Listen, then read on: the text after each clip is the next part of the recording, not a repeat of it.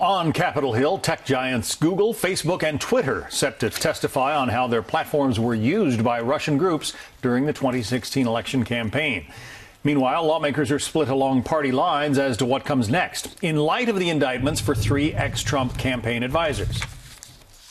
Mr. Manafort has had continuing contact with the president since his resignation from the campaign.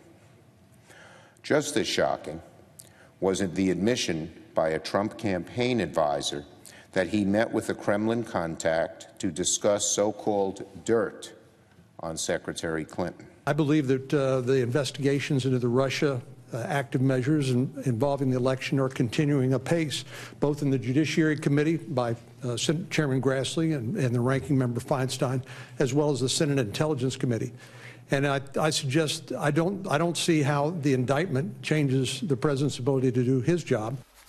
Chief Congressional Correspondent Mike Emanuel is live to bring us up to date on the goings-on on Capitol Hill. Mike. John, good morning. The leaders of the Senate Bipartisan Intelligence Committee probe looking into Russian meddling weighed in on the latest indictments a short time ago. Bottom line, they say their work continues. I'd leave the determination up to the special counsel and to his staff that there are areas they need to pursue, and we're on 2 different lanes. I'm on Russian involvement in collusion, and he's on criminal acts.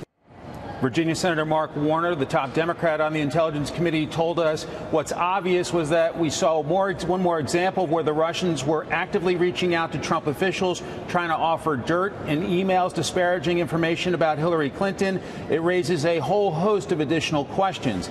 That sets the stage for this afternoon's hearing featuring some major tech giants, Facebook, Twitter, and Google. They're set to appear before a subcommittee of the Senate Judiciary panel. They're expected to lay out what they know about the efforts by Russian entities to influence the American people through fake social media posts and phony accounts.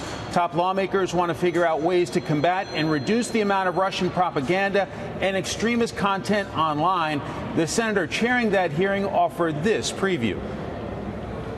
The social media outlets, according to President Trump, was one of the reasons he won. So every politician should want to make sure that social media outlets can be used in our democracy to communicate with our constituents. The one thing we don't want to have is those same outlets to be used by foreign governments to divide Americans. And we're hearing a lot. This is not about looking back at 2016. It's about trying to protect future American elections and what can be done to shut down extremists online. John? All right, Mike Emanuel reporting live from Capitol Hill. Thanks, Mike.